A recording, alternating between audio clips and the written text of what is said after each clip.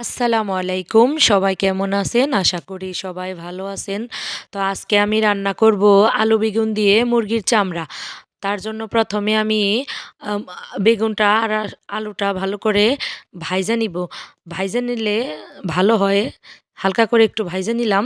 এরপরে নামায় নিতেছি। তো নামাই নিয়ে তেলের উপরে দিয়ে দেব এলাচ, দারচিনি, তেজপাতা, সাথে দিয়ে দেব পেঁয়াজ।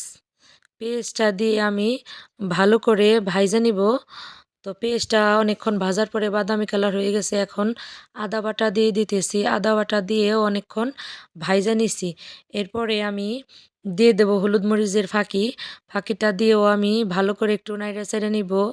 নাইড়া-চাড়া নেওয়ার পরে আমি দিয়ে দেব পানি। পানিটা দিয়ে আমি মশলাটা অনেকক্ষণ কষায় নিব।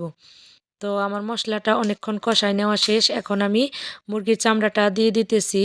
মুরগির চামড়াটা দিয়ে আমি ভালো করে নাইড়া-চাড়া অনেকক্ষণ কষায় নিব। এরপরে আমার মাংসটা কষানো শেষ হয়ে গেছে। এখন আমি ভেজে রাখা আলু বেগুনটা দিয়ে দিলাম। আলু বেগুনটা দিয়ে আমি অনেকক্ষণ কষায় নিব। তো আমার কষানটা হয়ে গেছে। এখন আমি পরিমাণ মতো ঝোলের জন্য পানি দিয়ে দিলাম। পানিটা দিয়ে আমি অনেকক্ষণ জাল দিয়ে নিব। এরপরে আমার তরকারিটা বলক এসে গেছে। অনেকক্ষণ জাল দেওয়ার পরে আমার তরকারিটা হয়ে গেছে। এখন আমি পরিমাণ মতো জিরার ফাঁকি দিয়ে দিলাম। জিরার ফাঁকি দিয়ে আমি একটু নাড়াচাড়া করে নিতেছি। এরপরে আমি তরকারিটা ঢাইলা দিব। তো আমার রান্নাটা আপনাদের কাছে কেমন লাগলো আর কে কে খেয়েছেন এভাবে মুরগির চামড়া দিয়ে আলু বেগুন দিয়ে রান্না করে অবশ্যই আপনারা জানাবেন। আর আমার রান্নাটা ভালো লাগলে বেশি বেশি লাইক কমেন্ট শেয়ার করবেন। আর আমার কিন্তু এভাবে মুরগির চামড়া দিয়ে রান্না করে খেতে কিন্তু অনেক ভালো লাগে।